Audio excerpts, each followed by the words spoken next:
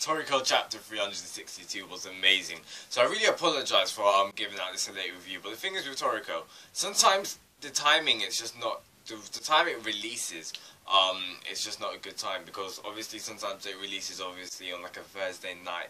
So I'm thinking, okay, maybe I've got time to obviously review it and read it at that time. But then sometimes the time it gets released is too late, and then I try and do it on a Friday. But Friday's a really busy day for me, so sometimes Saturday mornings are what we've got. But I'll try and get back on it. I'll try obviously and release it as soon as it comes out, so I'll be able to get out for you guys on Thursday. So Toriko chapter 362 was amazing because actually there's no reason for why it was amazing. What are we doing? Like, White is here. I don't know if that's his name, but I'm calling him. His name's either White or it's Wings. And I'm gonna call him Wings because Wings, he's just such a beast. What I want to point out is, look how massive he looks. Look how nasty and massive he looks in comparison to Red and Blue. It's just freaking awesome. Like, when he comes out, I'm gonna be like, oh my days. The first time Blue came out, I was hyped. And the thing is, Blue is saying to Wings, he's just like, take it easy, like, chill. And you know, if Blue is telling you to take it easy, you know something's up. Like, you know, you gotta take it easy. That's like, how strong can the Wings be? Like, he just looks so beast. He's just chilling there. And the thing is, he was the first one.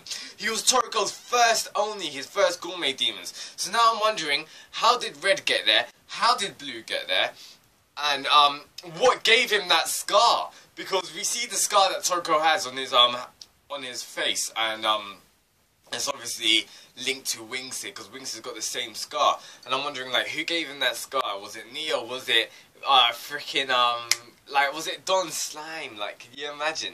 Like, if Wings Gourmet Demon, when he was revived, if he fought Don Slime, like, that's madness. The thing is, gets me so hyped is the actual strength. It's nasty, because Toriko hasn't fully, used Red's power. Like, Toriko hasn't fully mastered Red's control and Red's power. Because Red is, like, his strength is classed as the history's strongest. And with all the ideas of, you know, like the Red universe and the Blue universe, and there's theories that in this universe is obviously Red, and in the Blue universe that's maybe where Blue comes from. That's why the food of this world is not what Blue eats. Because I remember Blue saying like, oh, this is not my food or something like that. So Blue, let's just say Blue is from the let's just say hypothetically Blue's from the Blue universe. Blue took out he didn't take out Heracles, but Blue is my man. Blue was the one who called Heracles a pack dog, or like a pack horse, and he gave that nice right jab to Blue's face, to Horse King Heracles' face. That was nasty. Blue is strong. Now, how strong is Wings? How strong is this guy? Because even look at the size of how massive he looks. And Blue even says it. He's just like, you know, you should go back to sleep. Toriko's body won't even be able to handle. Because, like, what would happen if Wings comes out right now? If Wings comes out right now, Toriko is dead. That's what I think. Honestly, straight down, Toriko would be dead because how strong must Wings be? Blue is telling Wings to chill. Blue is telling Wings to go back to sleep and take it down a notch. And I'm just like, The thing is, this nastiness, like the artwork and that whole widespread page, it just reminded me of the days of just the old days of Toriko. Like, it got me so hyped, like the nostalgia of seeing Blue.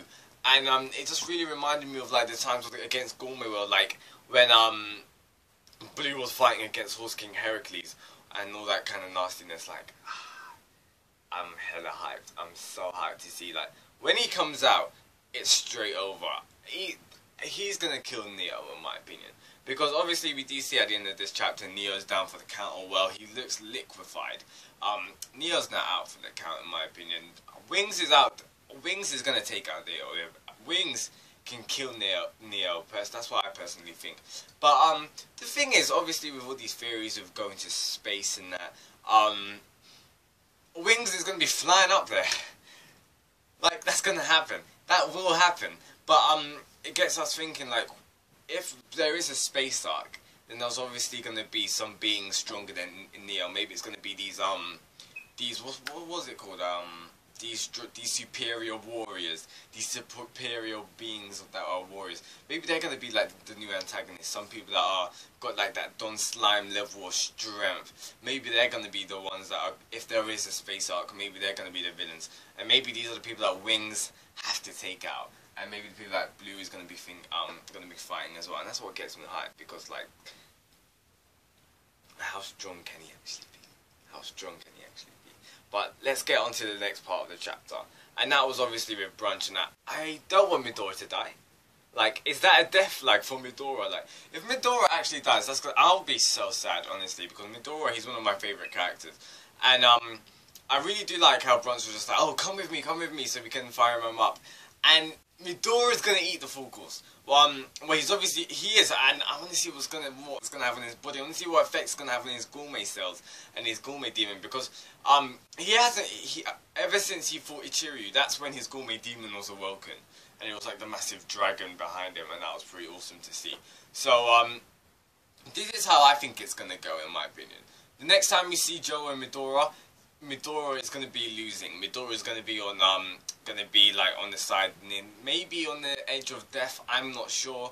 Either way, maybe he's going to be I feel he's going to be on the ropes pretty much. So with Otake, I believe, and Brunch coming in, they're going to obviously come in, and Otake is going to give Midora the 4 parts of the full course, and that's going to just rev Midora up, and that's how Midora is going to take out Joa. But obviously we need to think about this on a character development and a characterization kind of viewpoint, because Joa looks extremely similar to Froze, and we still need to find more about the history behind that, just the whole story and all the information about that. So obviously it's going to be extremely hard for Midora to kill out Joa, who looks like pretty much his mum. So Midora is going to have some emotional conflict going on within him as well, and I'm really interested. That's why I'm really interested to see this fight actually happening, because when Midora first saw Joa, Midora's face, like, what was it? It was at 0.01 seconds he was shocked, and that was crazy. So I really do hope that there's no death flags for Midora, because I don't want Midora to die. And with obviously the shellfish going into now this is what I do have a slight problem. And it's not a problem where I'm annoyed about it, it's a problem where I'm actually sad about it, because we find out obviously we just get an update on everyone's full course. And whose full course was it finished? It was Sunny's, yeah. So we obviously get on Toriko's. Now seeing Toriko's full course, I'm happy, I'm satisfied. Obviously he hasn't finished it, he's still got his main dish like for God, and I think, what else? Does he have his meat dish, or is it, he needs to get center on God, I believe, that's what he's got left. So seeing obviously that, it was cool to see his fish dish get complete. It was cool to see another ingredient get added to that, and that's what I really loved about Toriko. And when I was looking back on the full course, I remember those arcs, seeing for them getting the BB corn when it was Toriko and Terry, or when they were getting the Senshi soup and all of that kind of greatness. And then we see Sunny's, and then we see Zebra's, and then we see Coco's, and it's just like, I'm not getting that same feeling of satisfaction, that same feeling of like, we've done it, like I was with them, because mainly it's because of the arcs being skipped. We didn't really see them acquire Earth, Atom, and News, and that's what really bugs me, because, well, not really from Zebra's standpoint, with like Sunny and Coco, like from the start of Toriko has been aiming to capture God, and from the start of Toriko, Sunny has been aiming to capture Earth, so has Coco been aiming to capture Atom. So that's really been their aim from the start of this series, just how Toriko's was to capture God. And with that being skipped over so easy, I'm a little bit bummed out, because that was their goal and we went with them there. So like with Toriko, we're kind of viewing it, we're kind of going, like, living it vicariously through Toriko. Now with Zebra, Coco and Sunny, not anymore. It's like the lifelines just got cut, and it's quite sad. I do hope we'll get a flashback to see their journey going in to capture these ingredients, but I highly doubt it. Mainly because I just don't see how it's going to fit into the storyline and the plot right now. If they were going to do a flashback, they should have done it a couple of chapters back, in my opinion, when they all reunited and they were sitting down. That's when they could have done a flashback. But if they weren't going to do it then, in my opinion, they're never going to do it. And of course it's sad, because I really would have wanted to see that, but what can you do, that's life. So all in all, this chapter was hype. Like, next chapter we're going to be seeing some greatness. I hope we see more of Wings. hopefully we'll see more of freaking Don Slime and Nitro.